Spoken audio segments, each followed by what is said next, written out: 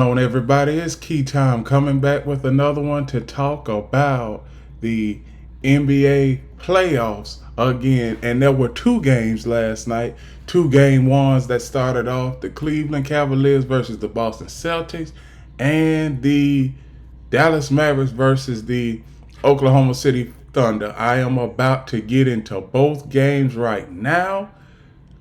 It's Wednesday, May 8th. Hopefully, everybody is having a good day. And I'm about to get into both games. Starting off with the first game that we all saw last night, Cleveland Cavaliers versus the Boston Celtics. Now, Boston, they have a yellow brick road to the NBA Finals. Only thing that they need to do is keep playing the way that they have been playing. I noticed last night that Jaylen Brown, he had 32 points. Jason Tatum had 18. That's a decent game, but he has had better numbers. But we all know the hot hand last night was Derek Wright with 15. He had six threes coming off the bench. He had six threes, so he has had quite a lot of breakout games in these playoffs. Not to mention he had a couple in the previous series with Miami. As far as the bench production was all good. But one thing how the Boston Celtics won last night was 3-point shooting. They made 18 threes and scored 57 points from the 3-point line. To the Cavaliers, 11, they only made 10 3-pointers.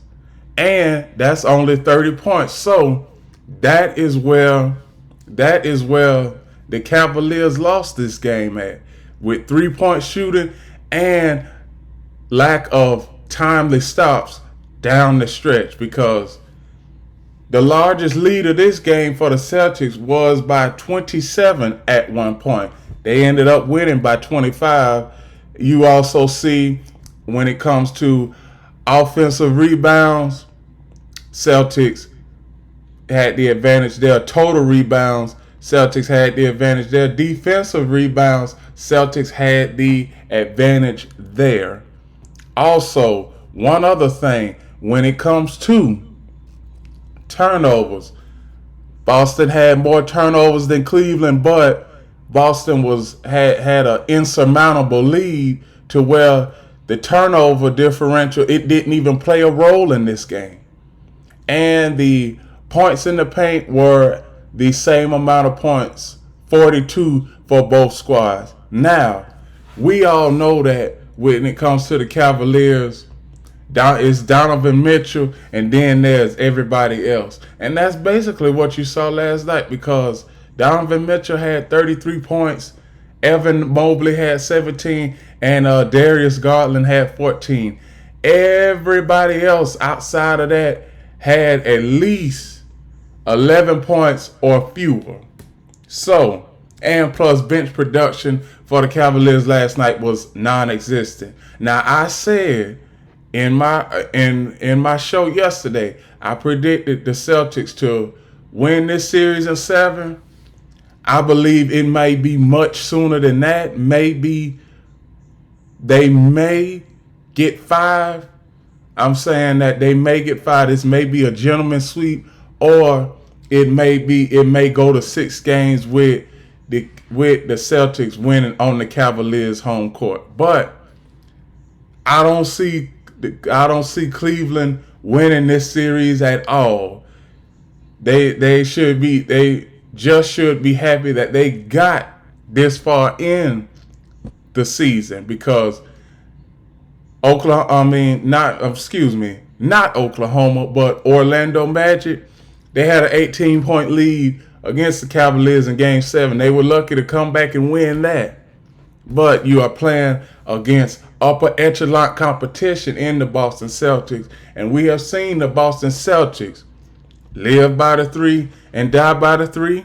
If the threes are not falling, what they need to do is go inside, get into the paint, and make their shots there. Obviously, last night they were 18 of excuse me for a minute. They were 18 of 46 from 3-point range, and the Cavaliers were 11 of 42 from 3-point range last night. So that's all I got for game one.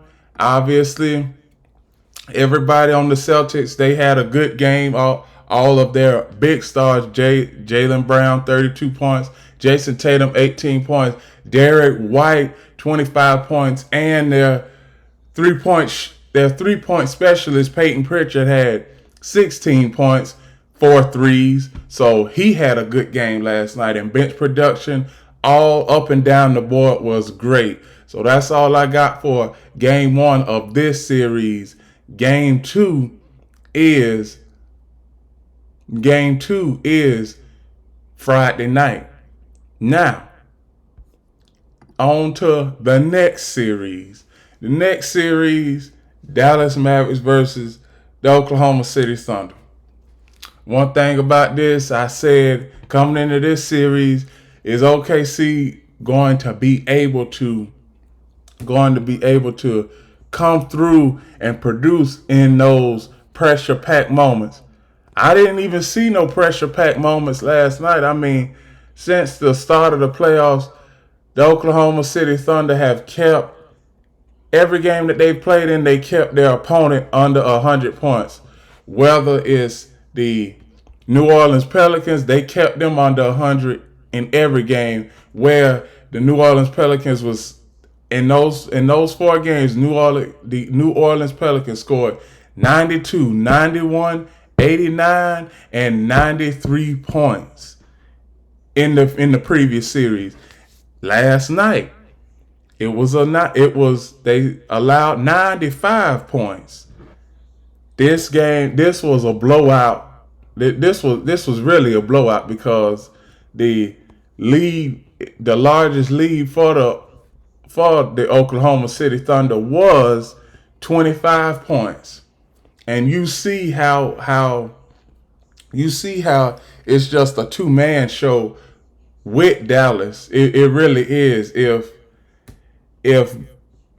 Luka Doncic and Kyrie Irving, if they don't have spectacular games where each of them have to put up, I would say, 70 points respectively between the both of them, I believe that they're going to have to put up 70 points respectively between the both of them to even have a chance in this series, because you see with the Orlando Magic, they have so many scores that can come off the bench. I'm gonna go down a list and tell you how many players scored in double figures. Jalen Williams with 18 points. Chet Holmgren with 19 points. Shai Gilgeous-Alexander with 29 points.